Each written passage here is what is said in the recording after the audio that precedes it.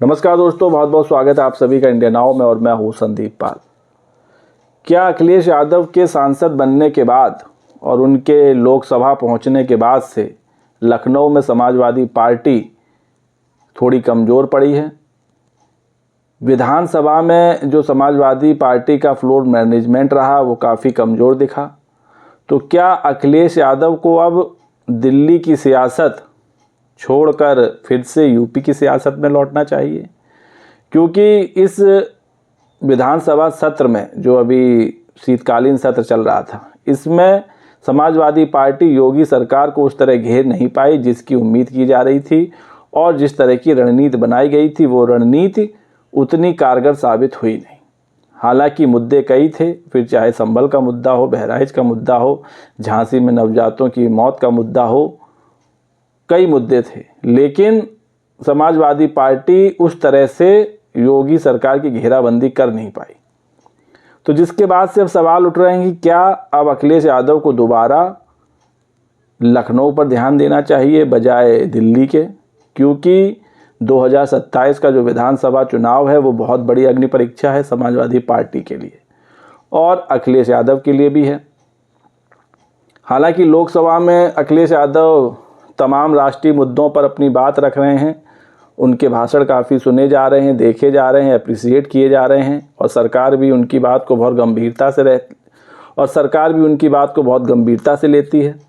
तो लोकसभा में तो समाजवादी पार्टी मजबूत हुई है, दबदबा बड़ा है, लेकिन यूपी विधानसभा में वो रणनीति और वो आक्रामकता नज़र नहीं आ रही है अखिलेश यादव के जाने के बाद से। आपको याद होगा, इससे पहले जब नेता प्रतिपक्ष के तौर पर अखिलेश यादव थे विधानसभा में, तो अलग ही एक नज़ारा नज़र आता था। योगी और अखिलेश यादव के बीच काफ़ी बहस होती थी, कई तरह की चर्चाएं होती थीं, कई मुद्दों पर सवाल जवाब होते थे, हो तो अब भी रहे हैं, लेकिन जिन जवाब की अपेक्षा की जा रही थी वैसे जवाब आ नहीं रहे हैं सरकार की तरफ से। जिसके बाद से अब सवाल उठने लगा है कि क्या अब दोबारा अखिलेश यादव को लखनऊ की सियासत की ओर आना चाहिए। और अब वक्त भी कम रह गया है, 2027 का चुनाव भी ज़्यादा दूर नहीं है, क्योंकि 1-2 साल का वक्त पता भी नहीं चलेगा कब 2027 आ जाएगा। इन सब के बाद अब सवाल उठने लगा है कि क्या अखिलेश यादव को अब दिल्ली की सियासत से मुड़कर लखनऊ की सियासत की ओर आना चाहिए, यूपी की सियासत की ओर आना चाहिए। क्योंकि इस बार कई ऐसे मुद्दे थे जिन पर समाजवादी पार्टी योगी सरकार को घेर सकती थी, लेकिन उतना सफल रही नहीं, और कई मुद्दों पर बैकफुट पर नजर आई। और यही नहीं, झांसी में नवजात बच्चों की मौत के मामले पर सरकार को घेर रहे जो सरदना के विधायक अतुल प्रधान थे, उनको स्पीकर ने मार्शल आउट करार दिया। और दिलचस्प बात ये रही कि ये सब तब हुआ जब नेता प्रतिपक्ष माता प्रसाद पांडे और शिवपाल यादव भी मौजूद थे। दरअसल 2024 का चुनाव जीतने के बाद अखिलेश यादव जो कन्नौज से सांसद बने वो अब लोकसभा गए हैं, और अखिलेश यादव ने माता प्रसाद पांडे को नेता प्रतिपक्ष की कमान सौंपी है।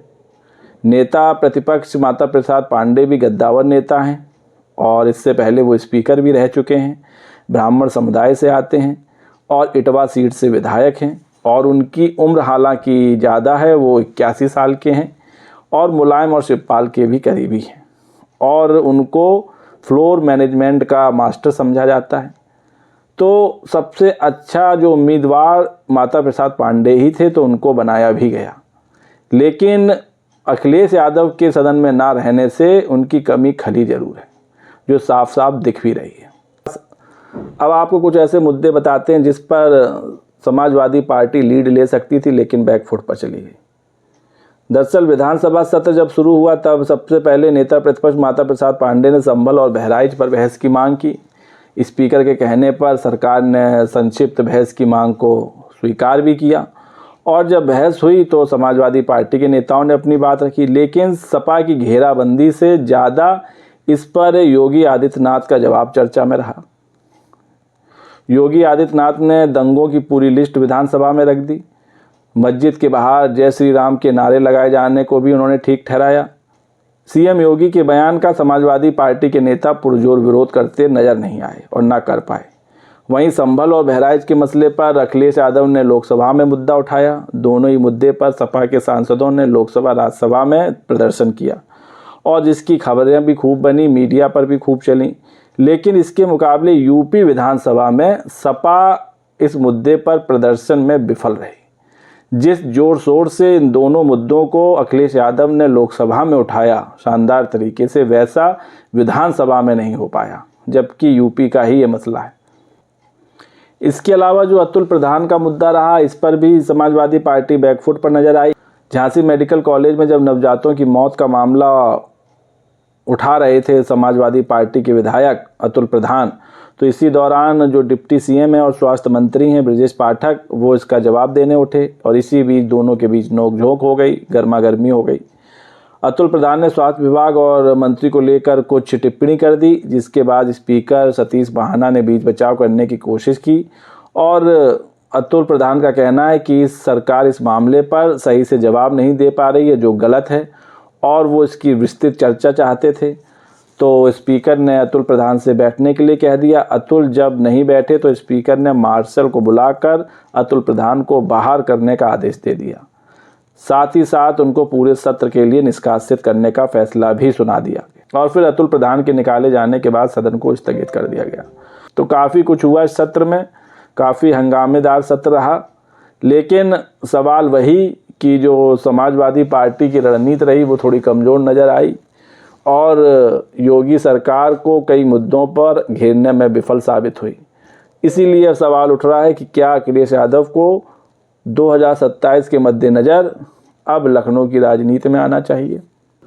तो दोस्तों, आपको क्या लगता है कि क्या वाकई अखिलेश यादव के दिल्ली जाने से लखनऊ में समाजवादी पार्टी थोड़ी कमज़ोर पड़ी है?